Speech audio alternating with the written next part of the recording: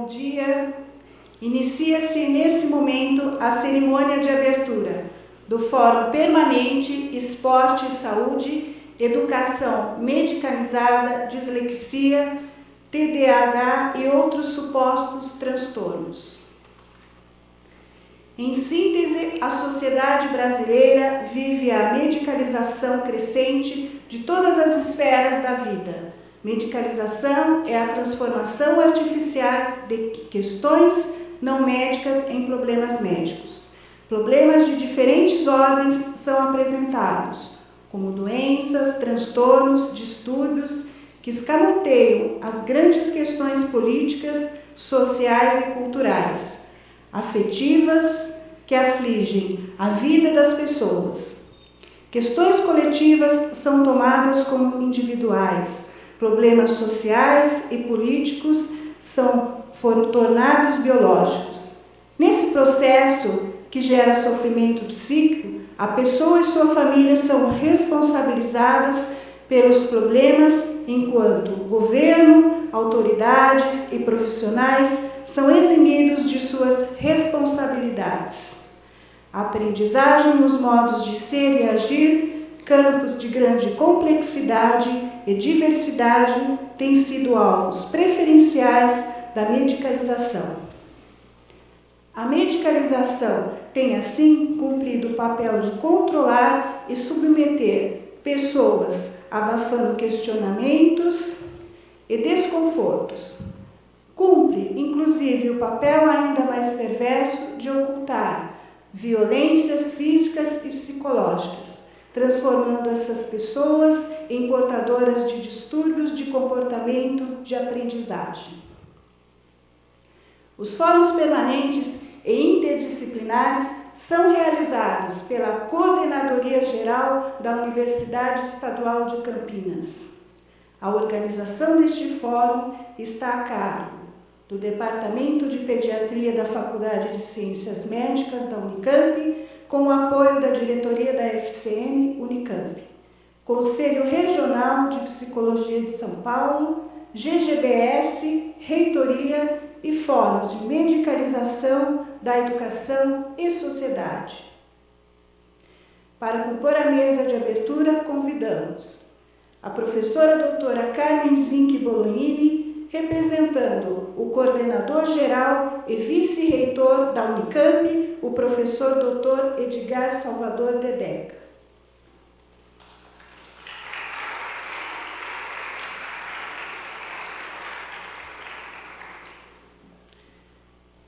Professor Dr. Gabriel Hessel, docente e chefe do Departamento de Pediatria da Faculdade de Ciências Médicas da Unicamp e também neste ato, representando o professor Dr. Mário Saad, diretor da Faculdade de Ciências Médicas da Unicamp.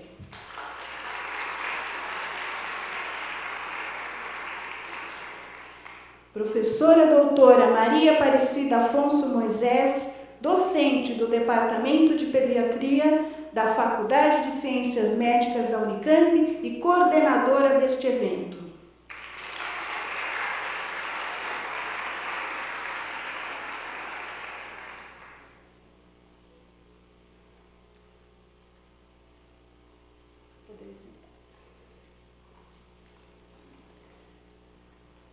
Convidamos para fazer uso da palavra o professor Dr. Gabriel Hessel, docente e chefe do Departamento de Pediatria da FCM, e também neste ato representando o professor Dr. Mário Saad, diretor da Faculdade de Ciências Médicas da Unicamp.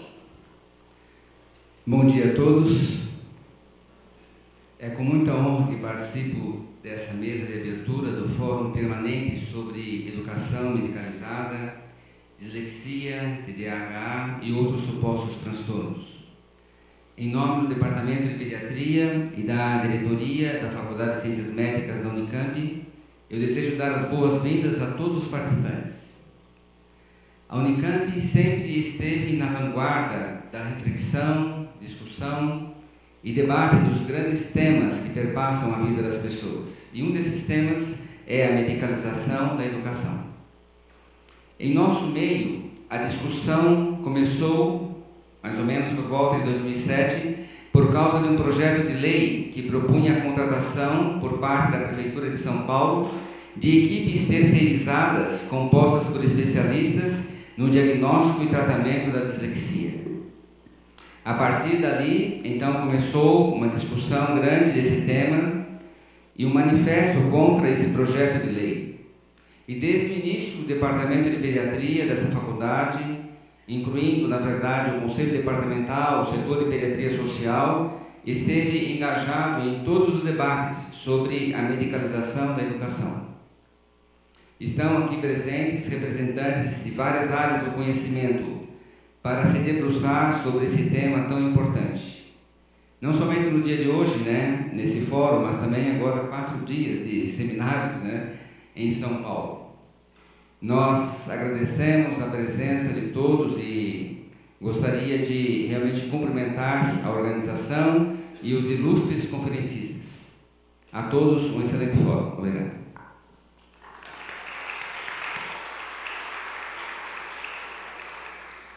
Convidamos para fazer uso da palavra a professora doutora Maria Aparecida Afonso Moisés, docente do Departamento de Pediatria da Faculdade de Ciências Médicas da Unicamp e coordenadora deste evento. Bom dia a todas e todos. Também quero dar boa-vinda a todos e ressaltar a importância e o prazer com que abrimos este evento, que mais uma vez marca a posição do Departamento de Pediatria, da Faculdade de Ciências Médicas da Unicamp e da própria Unicamp na vanguarda das discussões e na defesa da vida. É com um prazer muito grande que realizamos este evento, lembrando, como disse o Dr. Gabriel, que o Departamento de Pediatria está engajado nessa luta desde o início e é um dos pilares dessas discussões no Brasil. E esse é um evento, um fórum permanente da Unicamp, que é associado ao seminário internacional que acontece a partir de amanhã em São Paulo e para o qual vocês estão todos convidados também. Eu vou passar já imediatamente para a Carmen para a gente poder iniciar o evento. Obrigada.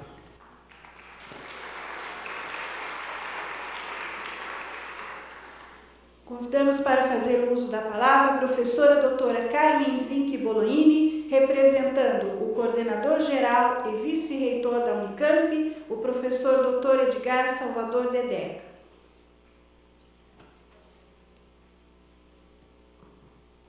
Alô? Obrigada. Bom dia a todos, bom dia professor Gabriel, bom dia professora Maria Aparecida. Eu preciso iniciar agradecendo a todos os que deram suporte para a realização desse evento, o pessoal da imprensa que sempre nos acompanha em todos os fóruns, o pessoal da recepção, a Sônia, a Grazi, a secretaria que está lá fora, e hoje nós temos também uma equipe de tradutores aqui presentes e que vai possibilitar, criar condições para a interação entre os diversos convidados, palestrantes e a plateia. Temos um evento hoje já internacional, né? Já sendo a preparatória para aquilo que começa amanhã em São Paulo. Eu não sou da área da saúde, então não poderia falar a partir dessa posição, da posição da saúde. Mas eu sou da área de educação. E eu preciso falar que estou muito contente de ver o pessoal da área da educação aqui também assistindo ao evento.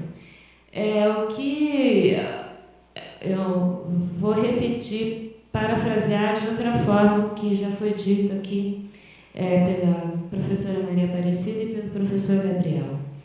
Na verdade, essa questão da medicalização ou de designar, dar nomes a comportamentos, promove dentro da sociedade um deslocamento de responsabilidades e, pelo que eu entendo, isso é uma questão que merece muita discussão, principalmente na área da saúde, que é a área para a qual vão as responsabilidades.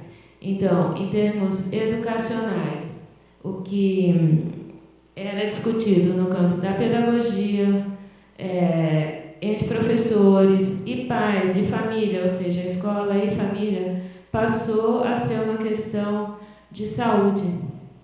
E as pessoas da área de saúde realmente precisam discutir isso e estabelecer uma relação de contato, uma conversa, uma interação com os outros profissionais. Por isso é importantíssima a presença de profissionais da área da educação aqui e trabalhando e ouvindo o que os profissionais da área da saúde têm a dizer a respeito dessa questão. É um fórum importantíssimo, é uma discussão importantíssima e embrionária. Essa questão é nova na área da educação, na área da saúde, e é um grande prazer saber que a Unicamp está tomando a frente disso, dessa discussão, no Estado, no Brasil. Desejo a todos vocês um excelente dia e espero que vocês atendam o convite de participar amanhã também do Fórum Internacional. Bom dia a todos, obrigada.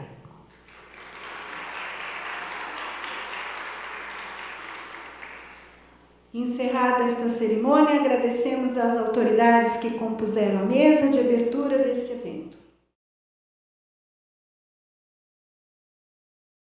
Dando sequência aos trabalhos da manhã, convidamos a professora doutora Cecília Azevedo Lima Colares, doutora e livre docente em Psicologia Educacional da Faculdade de Educação da Unicamp, para coordenar a mesa intitulada Medicalização da Educação, Consequências para Crianças e Adolescentes. Um bom dia a todos.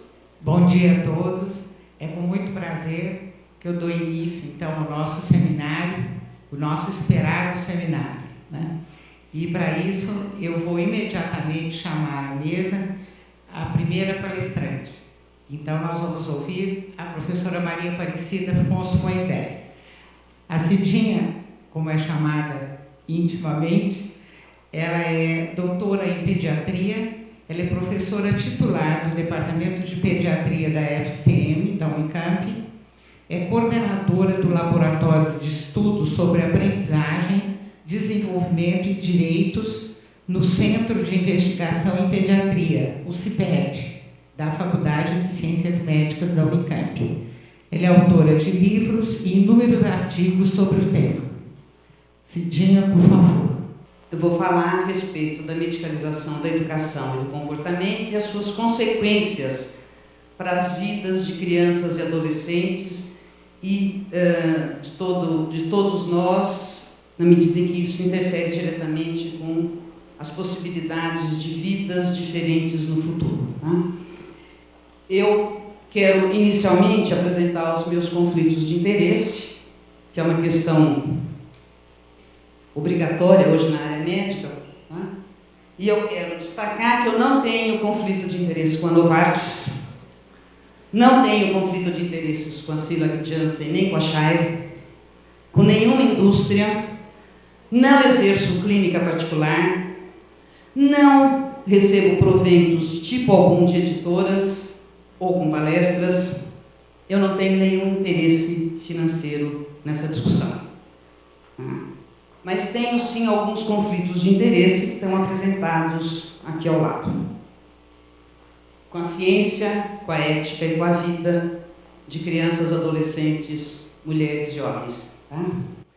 Eu quero iniciar na minha fala deixando bastante claro que existem doenças reais. Não estou discutindo isso.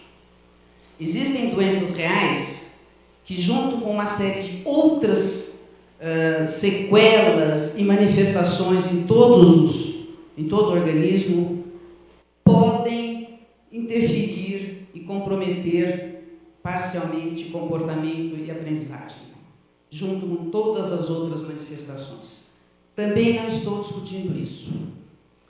Existem pessoas que aprendem com muita facilidade e pessoas que aprendem com muita dificuldade. E entre os extremos, um contínuo infinito de possibilidades.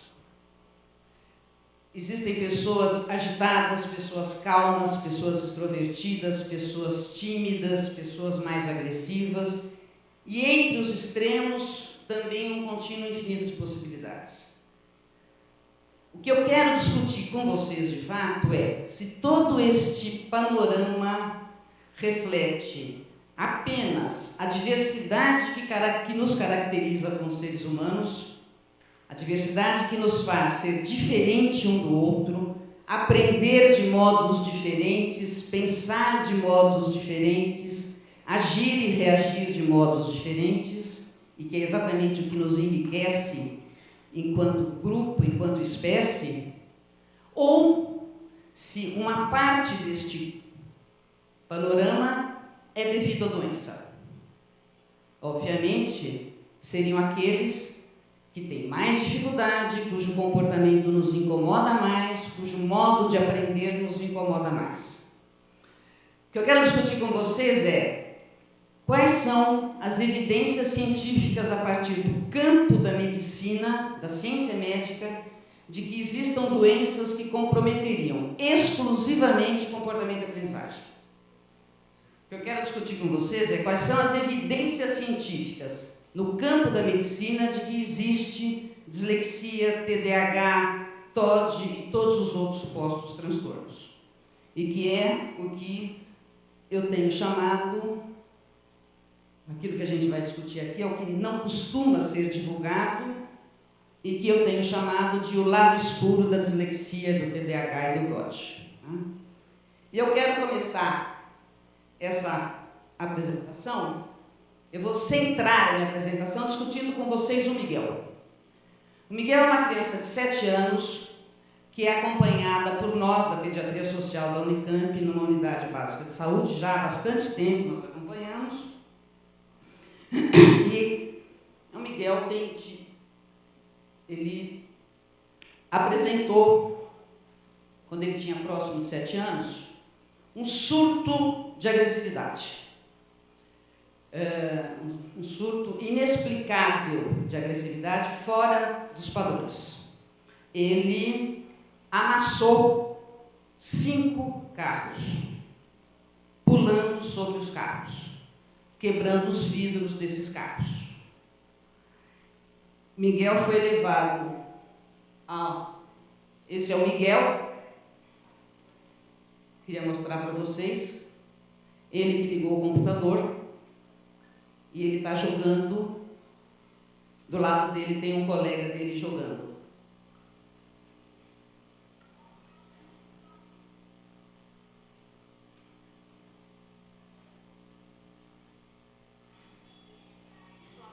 Ele, a coordenação motora fantástica, né? Aí ele está comendo um iogurte, o jogo, obviamente, ele ganhou.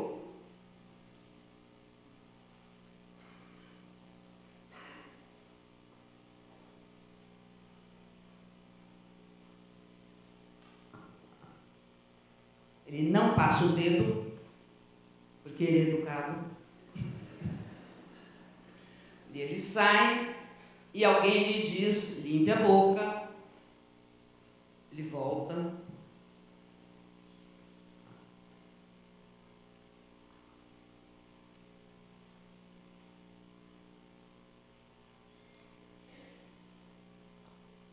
Esse garoto, ao ter esse surto, foi levado a um psiquiatra que fez o diagnóstico no Miguel de transtorno por déficit de atenção e hiperatividade e transtorno de oposição desafiadora. E prescreveu Ritalina e Risperidona. A Ritalina é metilfenidato, que é usado para esses quadros de TDAH, e a risperidona é um antipsicótico usado em casos de esquizofrenia grave. Tá? Para a gente entender o que aconteceu com o Miguel, eu vou usar algumas categorias para irmos nos aproximando de uma discussão teórica, para a gente poder depois entender o que aconteceu com o Miguel.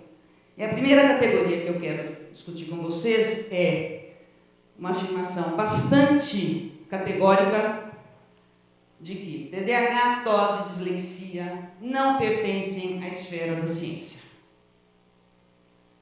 E para isso eu vou começar com a definição oficial de dislexia, que eu estou chamando de definição oficial, é a última definição de 2003, publicada neste periódico, que é editado pela Associação Internacional de Dislexia, é desses autores aqui, e ela está disponível também no site da Associação Internacional de Dislexia, Associação Brasileira de Dislexia, e que diz que dislexia é uma dificuldade de aprendizagem de origem neurológica, ponto. Portanto, é neurológico, é uma doença. Quem diz, para mim, dislexia é outra coisa, dê outro nome, porque aqui está bem definido por quem defende a existência. E se caracteriza por algumas coisas como dificuldade na fluência correta na leitura e na decodificação e soletração, que obviamente todos nascemos sabendo fazer. É algo neurológico e que, se eu não tenho, só pode ser porque eu tenho uma doença neurológica. Eu estou obviamente brincando, né? Porque é algo bastante estranho à racionalidade científica da medicina que uma doença neurológica seja caracterizada por algo que depende de um acesso a um processo de ensino-aprendizagem de qualidade. Se eu não tiver acesso a um processo de aprendizagem com qualidade, eu não vou ter fluência na leitura, porque isso não é inato, não é individual, não é neurológico. E é muito estranho que algo que dependa da aprendizagem caracterize uma doença. É muito estranho. E as dificuldades resultam do déficit de componente fonológico, e aqui nessa pequena frase está dito tudo sobre as concepções de linguagem, de ciência, de ser humano que está posta por quem defende isso. Quem fala em componente fonológico da linguagem está falando de uma linguagem neutra, ascética, que é uma mera técnica em que aprendemos grafemas, fonemas, independe de cultura, independe de contexto. Só para ficar mais claro, se contrapõe exatamente a uma outra concepção, a um outro paradigma, que é muito bem ilustrado por Paulo Freire, em que a linguagem é um processo cultural e a linguagem escrita, para ser aprendida, ela tem que ser contextualizada e ela tem que fazer sentido, porque a linguagem acontece na busca de construção de nexos entre as palavras e o que eu li. Então, aqui já está posto uma concepção em que não existe sociedade, não existe cultura, não existe desigualdade, existe apenas um cérebro que independe de todo o resto. Bom, e aí, o grande desafio que eu e a Cecília vimos fazendo já há muito tempo é o seguinte: vamos admitir que possa existir essa doença. Uma doença neurológica que comprometeria exclusivamente a leitura e a escrita. E o desafio é o seguinte: eu pego uma pessoa com essa doença e coloco nesse auditório. E loto o auditório com outras pessoas que leem e escrevem mal por todos os outros motivos que conhecemos. Formação de professor, salário de professor, condições de trabalho, política educacional, todos esses fatores que a gente conhece. E a questão, o desafio é: como é que identifica o que lê e escreve mal porque é doente? O que nos parece óbvio, porque é uma questão de bom senso, e a ciência é baseada também no bom senso, é que para identificar o doente, eu não posso usar instrumentos baseados na leitura e escrita, certo? Bom, santa ingenuidade a nossa, não é? Todos os instrumentos para fazer um pretenso diagnóstico disso que se diz que é dislexia usam exclusivamente a leitura e a escrita. Não, isso não é um processo diagnóstico. Isso não se enquadra no que conhecemos como diagnóstico em medicina. E ainda mais assustador quando se diz que é de 5 a 10% da população mundial que teria essa doença neurológica. Lembrando que em saúde nós não lidamos com porcentagem, porque ela não dá conta. Doenças biológicas são da ordem de 1 para 100 mil, 1 para milhão, 1 para 100 milhões. Porcentagem nós usamos para doenças socialmente determinadas. Fome, desnutrição, anemia, verminose. Uma doença neurológica como essa, em torno de 10%, 5%, seria a degeneração da espécie. Tá? Continuando essa discussão, que não é nossa, mas ela corre no mundo todo, tem um autor que fez exatamente essa discussão. Como é que eu vou identificar a dislexia usando a linguagem escrita? E ele fez uma comparação entre adultos com diagnóstico de dislexia e adultos com diagnóstico de normalidade. E usou exatamente os mesmos instrumentos diagnósticos clássicos para o diagnóstico de dislexia. Ele só fez uma coisa que era para tirar a desvantagem entre os grupos. Ele usou o alfabeto hebraico que ninguém conhecia. Portanto, ele tirou a vantagem dos que sabiam ler. E aí, o Velutini, em 1979, encontrou que o desempenho dos dois grupos era absolutamente igual e inferior ao de adultos judeus que conheciam o alfabeto hebraico. E o que ele afirma é que tudo aquilo que é chamado de dislexia são erros de intrusão linguística. Então funciona assim. Eu digo que existe uma doença neurológica que comprometeria exclusivamente a linguagem escrita e que o diagnóstico é só pela linguagem escrita. Se nesta engrenagem eu colocar uma pessoa com toda a complexidade e sofisticação que caracteriza todos nós, se eu colocar uma criança que é ainda mais complexa e sofisticada do que os adultos, porque ela é imprevisível, se eu colocar nesta engrenagem, essa criança vai ser literalmente moída e reduzida irreversivelmente a disléxico. Não tem saída. Isto não é processo diagnóstico. E o diagnóstico de TDAH, que é feito pelo questionário SNAP-4, que é um questionário com 18 perguntas, 9 primeiras são perguntas bastante precisas, né? Bastante objetivas do ponto de vista neurológico, uma vez que elas se destinam a fazer um diagnóstico de doença neurológica, né? Tipo, parece não estar ouvindo quando se fala com ele.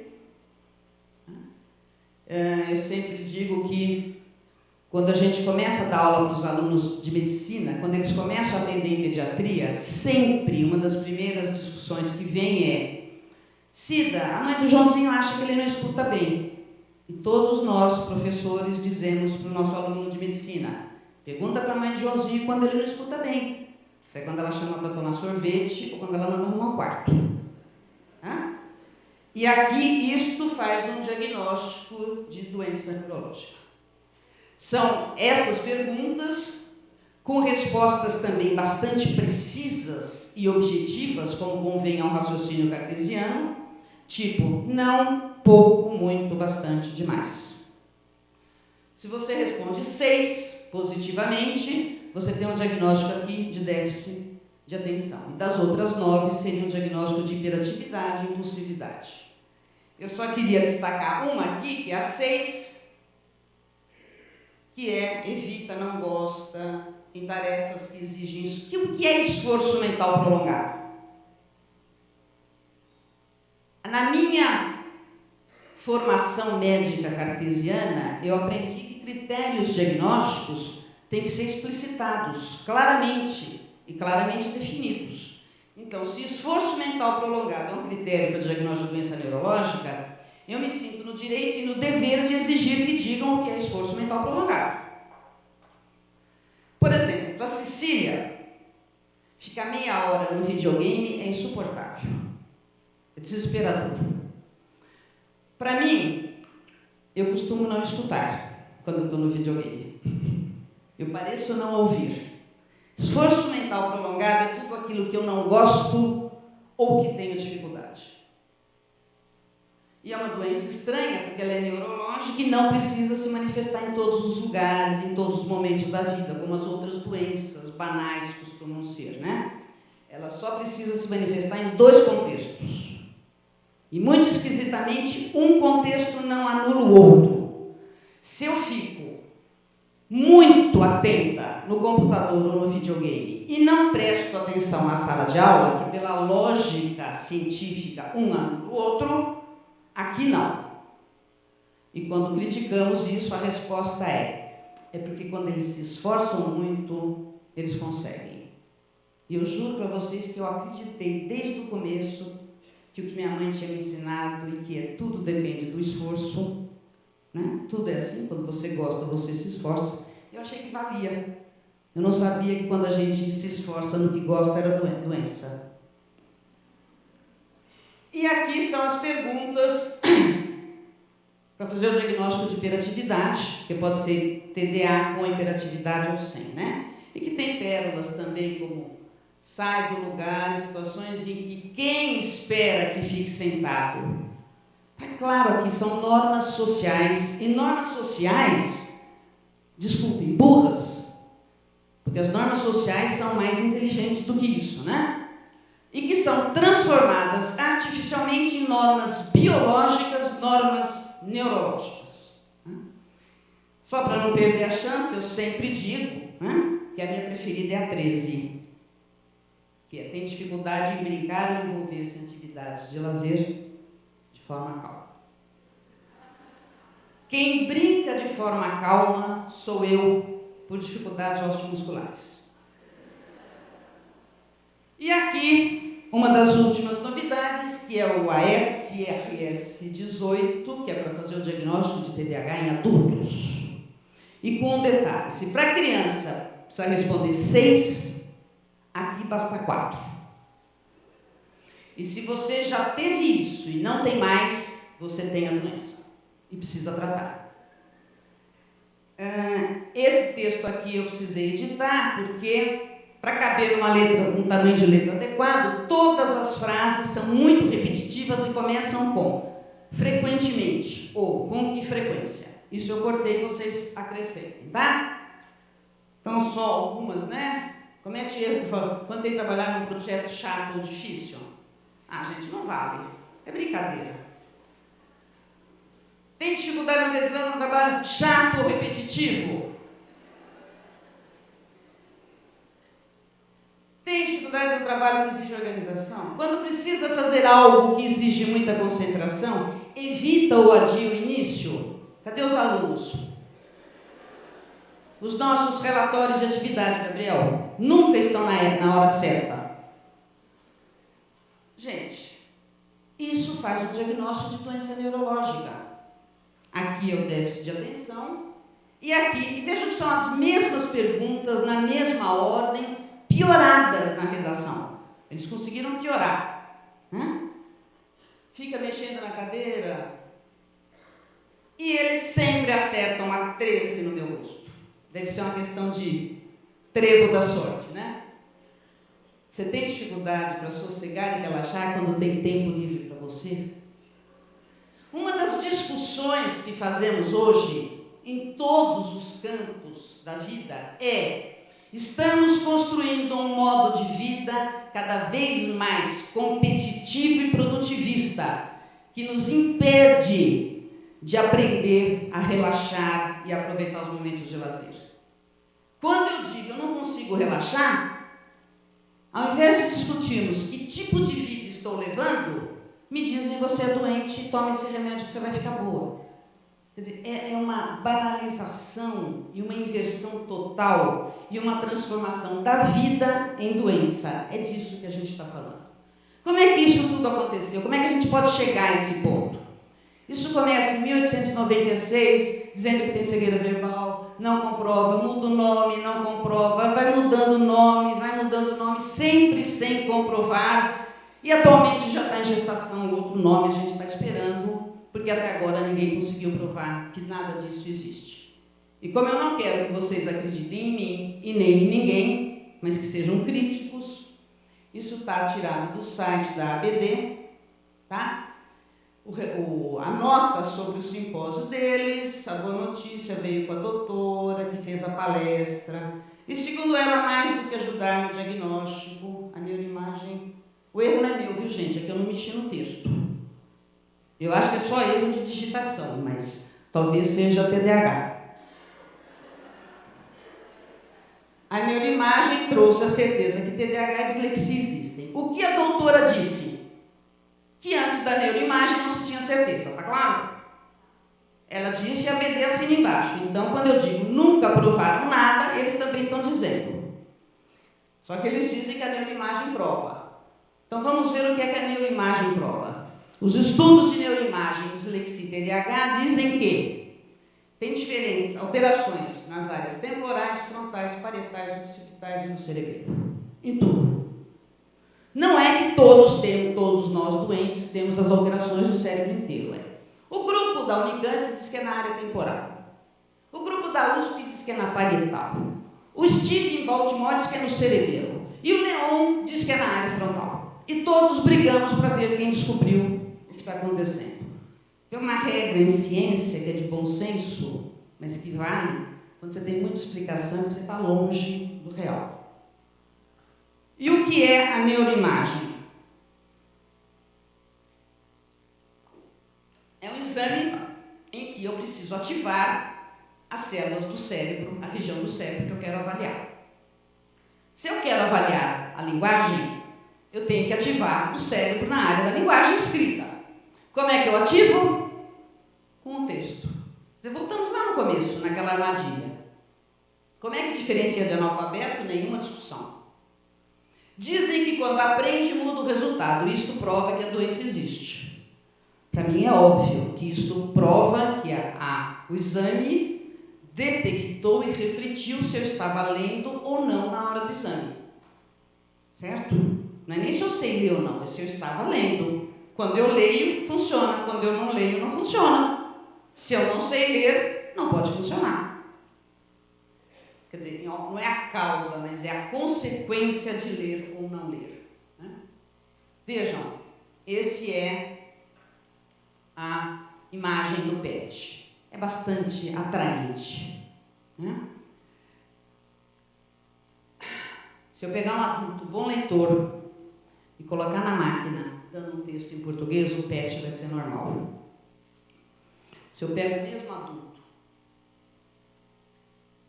não tiro da máquina e dou um texto em árabe, que ele não conhece, o PET vai ser de dislexia. Porque não basta olhar para ler. Não é a mesma coisa. Ler é outro processo cognitivo, que envolve outras funções, outras áreas. E se eu não sei ler, eu não ativo essas áreas. Quando eu aprendo a ler, ativo. Certo? Então, o exame de neuroimagem não prova absolutamente nada. Tanto não prova que agora já não dizem mais que a neuroimagem é o processamento auditivo central, mas que eu não vou entrar em detalhe, porque também é a mesma coisa. Então, vejam, não se enquadra na racionalidade médica, não tem evidência científica, isto não é mundo da ciência, mas é o mundo do preconceito. Segunda categoria, TDAH, TOD e dislexia são expressões de medicalização. O processo de medicalização é um processo artificial, construído através de discurso, em que as questões coletivas, as questões sociais, políticas, são transformadas artificialmente em questões biológicas, numa biologia de corpo morto, não é na biologia do corpo vivo. E o mundo dos homens é igualado ao mundo da natureza. No mundo da natureza, desculpe, o processo de medicalização naturaliza e transforma tudo em mundo da natureza. No mundo da natureza não existe direitos. A ovelha não pode falar para o lobo: seu lobo, eu tenho direito de tomar água. Na natureza não tem direito. Direito é uma conquista da humanidade. Uma conquista que vem sendo construída e conquistada ao longo dos séculos. Quando eu naturalizo a vida, e naturalizo toda a parte de relações, eu desconstruo direitos e começo a construir privilégios e carências.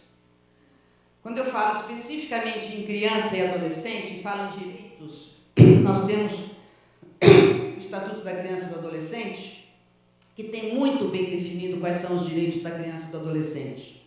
O direito à vida, à liberdade, respeito e dignidade, atenção integral à saúde pelo SUS e educação de qualidade para todos. Quando eu medicalizo, eu destruo, eu desconstruo esses direitos e digo que as crianças e adolescentes têm um direito a um diagnóstico que a torna doente e que a torna incapaz. Ela tem direito a um tratamento que a faz se sentir inferior e que a torna quimicamente contido e o risco de iatrogenicamente drogadito. E o grande direito que é de não ser reprovado. Lembrando que a nossa luta no Brasil é por educação de qualidade para todos. O direito que nós defendemos é o direito de aprender e não de não ser reprovado. Isso não é direito. Só que isto está desconstruindo os direitos das crianças e adolescentes. Terceira categoria, medicalizar exige omitir dados. Eu vou pegar só um dado. Vejam, o que ouvimos e lemos a todo momento é que o metilfenidato é uma droga segura e eficaz, que não deveria precisar de receituário controlado. Deveria ser de livre acesso. Esse medicamento seguro e eficaz tem o mesmo mecanismo de ação que as anfetaminas e que a cocaína.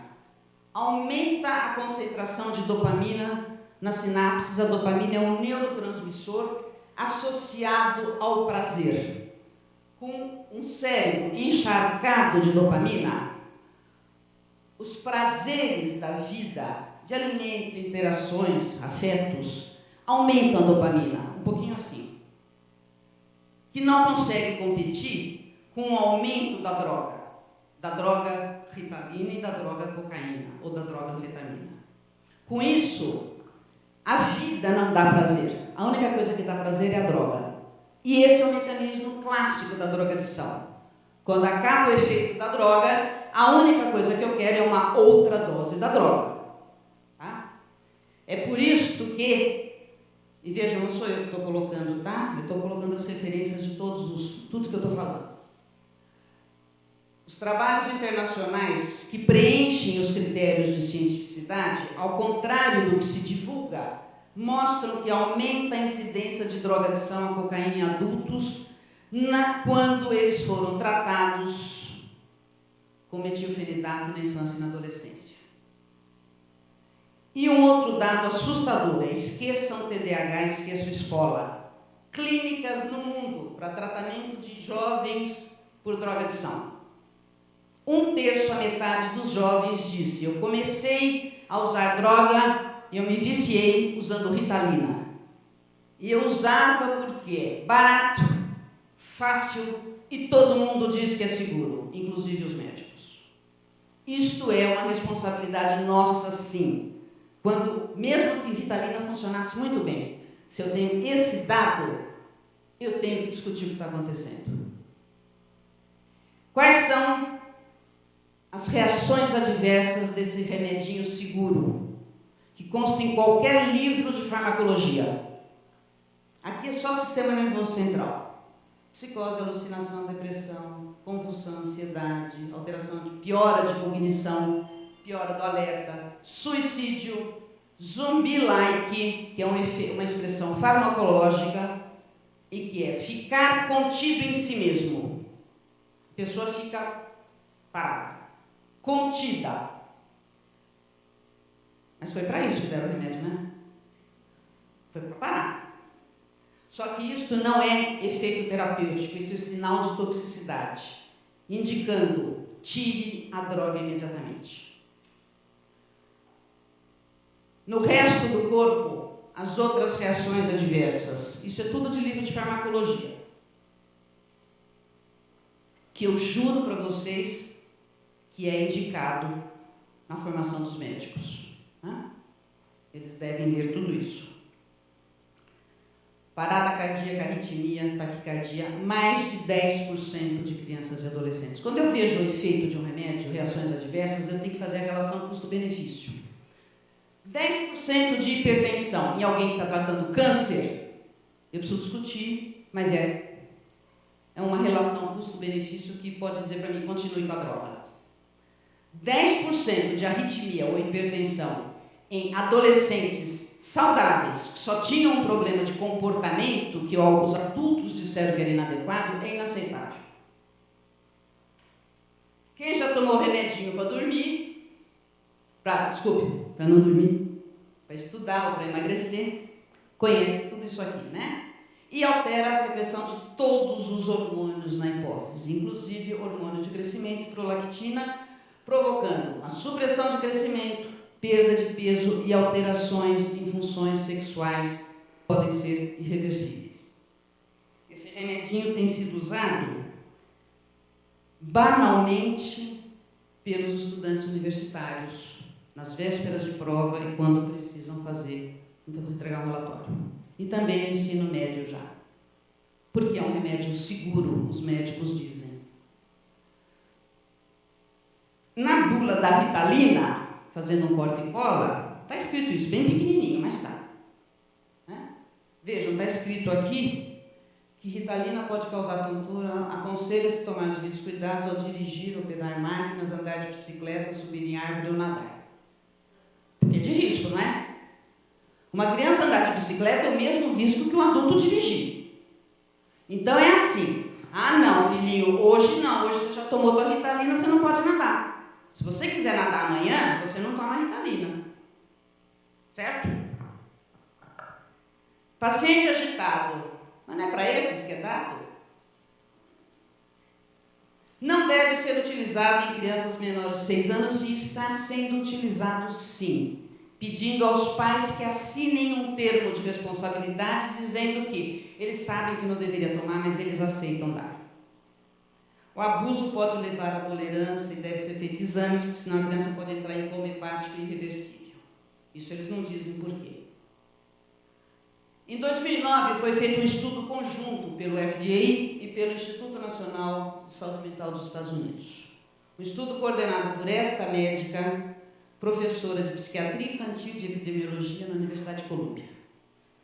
Era uma equipe enorme, com um trabalho de pesquisa, com um desenho metodológico lindo, estudando a relação de drogas com a TDAH e risco de morte súbita. E crianças tomando droga têm risco de sofrer morte súbita 7 vezes maior do que quem não toma. Como todo trabalho bem feito, ela sempre diz que não se pode falar em conclusão definitiva.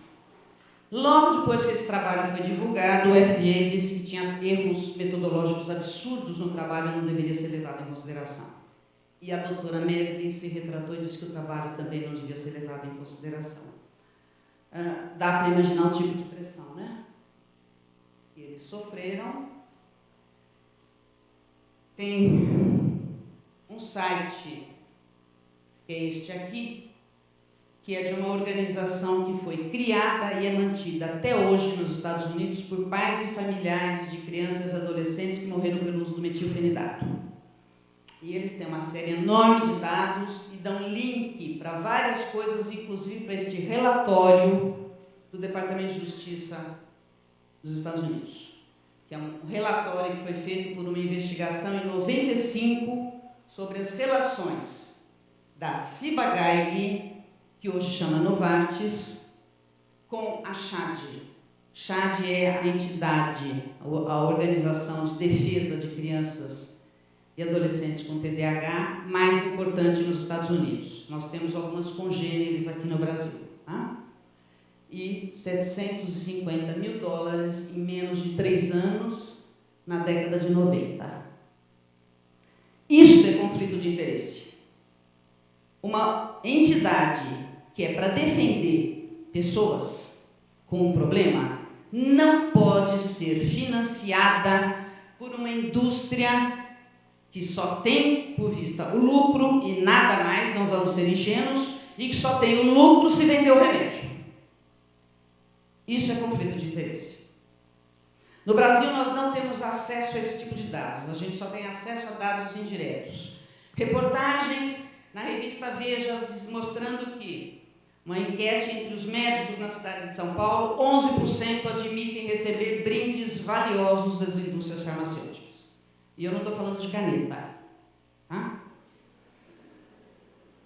Nós temos reportagem na Band, entrevistando pessoas e mostrando que as indústrias farmacêuticas pegam as receitas que ficam nas farmácias, as cópias das receitas, e fazem um mapeamento de que médico prescreve o que em qual quantidade para dirigir a sua política de marketing. São esses os dados que nós temos. E um outro dado indireto que a gente tem é no site da Associação Brasileira de Déficit de Atenção.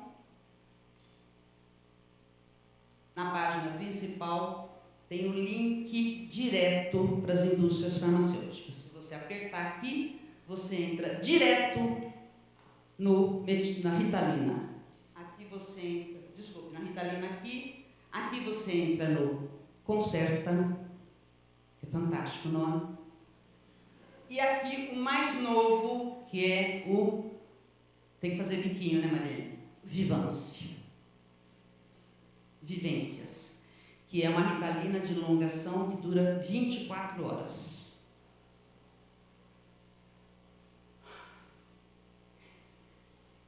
Esse é só um dado.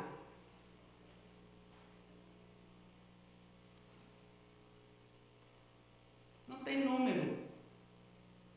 Em 2000 eram 71 mil caixas, em 2010, 2 milhões de caixas. O Brasil é o segundo consumidor mundial de metilfenidato no mundo. Só perde para os Estados Unidos, e isso não é nenhuma vantagem para as nossas crianças. Quarta categoria. A medicalização é um álibi para a violência. E aqui eu vou apresentar para vocês uns dados que foram gentilmente cedidos pelo grupo DEDICA, que é um grupo da Universidade Federal do Paraná, de defesa dos direitos das crianças e adolescentes, coordenado por esta pediatra, Lucy Pfeiffer.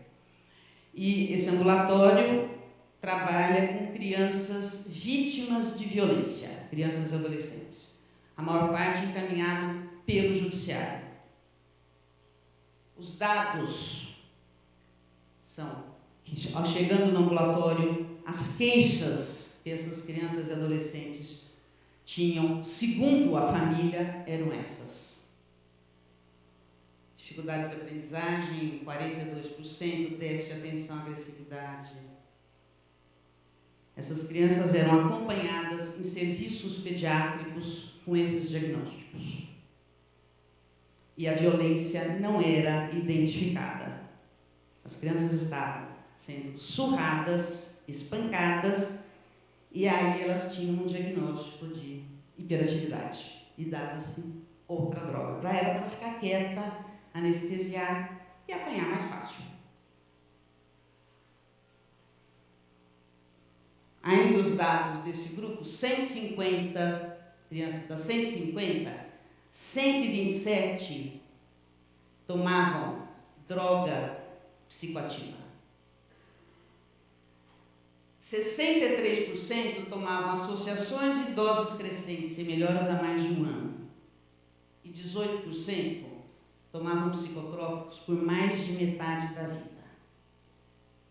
E o dado mais terrível é que essas fotos são fotos reais desse ambulatório, tá?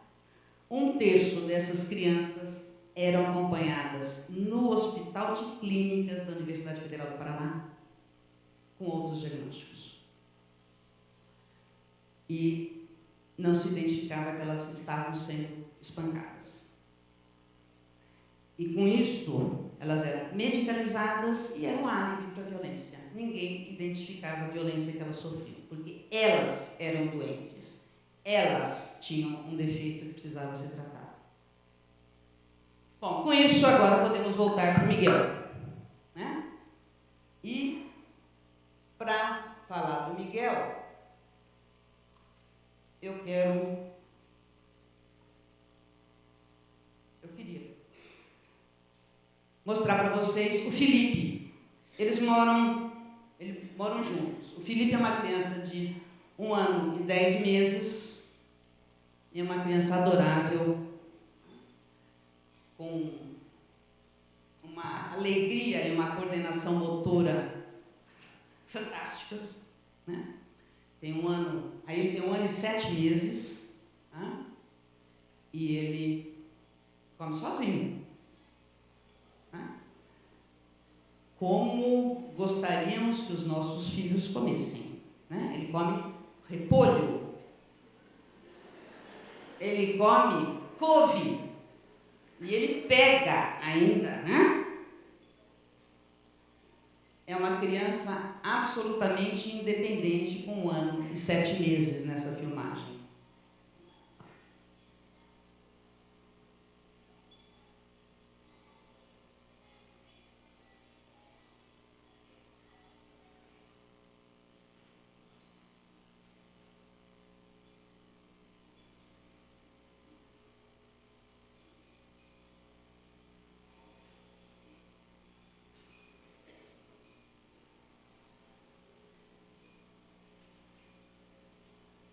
Olha, vocês queriam que todos os filhos fizessem. Ele pega um repolho para pôr na boca.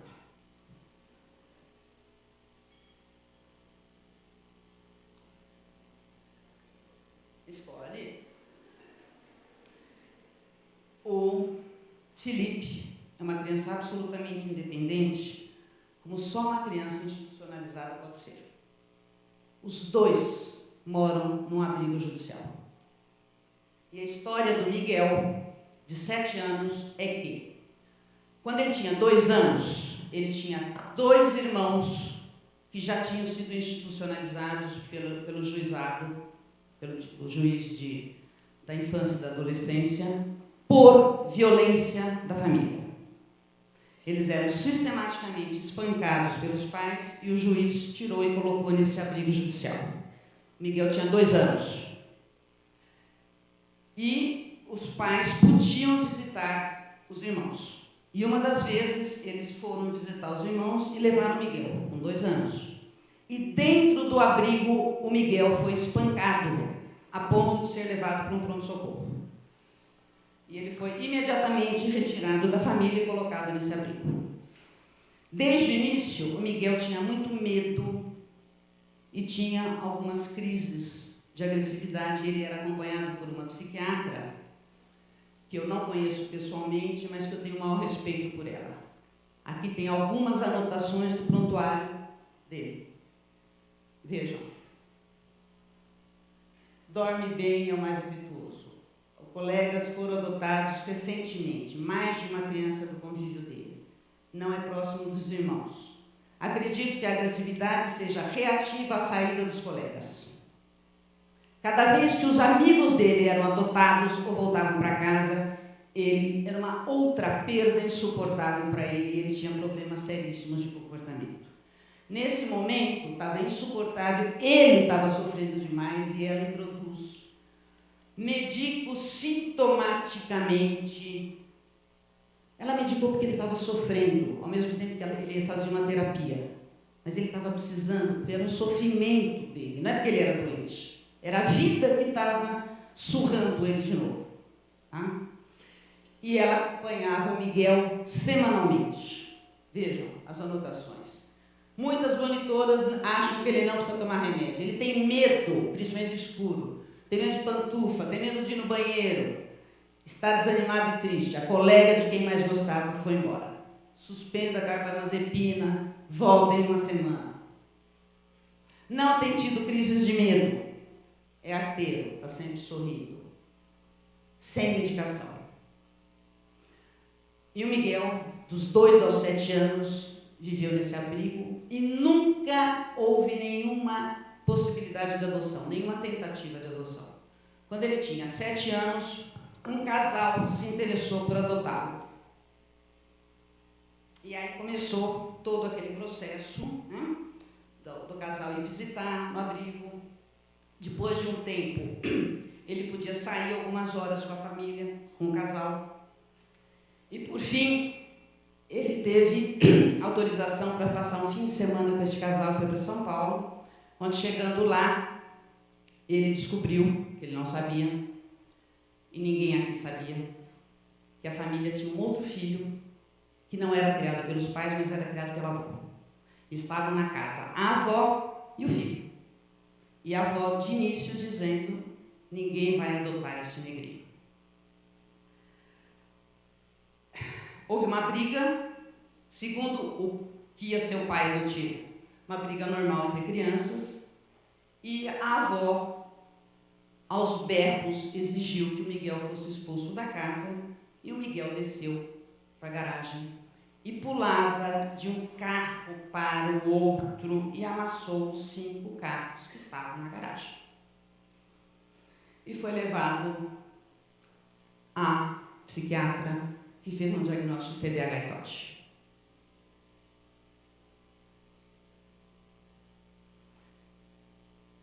Não há história de vida, não há sofrimento. O Miguel é doente, certo? O Miguel era acompanhado por nós, de Centro de Saúde, e era acompanhado, ainda é acompanhado por uma psicanalista que o atende voluntariamente. Para encerrar, gente, o que é a infância? O que é ser criança? É ser imprevisível, é estar sugando o mundo em processos tão rápidos que nós não damos conta. Eles aprendem tudo, eles sugam o mundo. É dar gargalhada, é teimar, é não obedecer. Faz parte da infância, é fundamental que digam: não vou fazer isso, quero outra coisa. É fundamental que eles façam uma birra. Ser criança é dar gargalhadas, é se encher de brigadeiro e querer mais. Porque a gente se enche, depois não pode mais, né? É ser diferente um do outro. Isso é ser criança. E isso é fundamental, porque é isso que move a humanidade. É isso que muda e que nos faz ir buscando melhorias e buscando sonhos e utopias. Para isso, nós precisamos de uma sociedade que aceite as nossas diversidades, as nossas diferenças, nos acolha e nos dê suporte para aquilo que precisamos, cada um de nós. Mas nós estamos construindo uma sociedade que nos quer cada vez mais padronizados, uniformizados, contidos, sem questionar, sem sonhar, sem divagar, sem criatividade, autômatos. E aqueles que não se submetem estão sendo quimicamente assujeitados. É isso que está acontecendo. E aqui fica para todos nós a opção. Ou nós nos deixamos cooptar, ou nós ficamos do lado da vida, do lado das crianças e do lado do Miguel.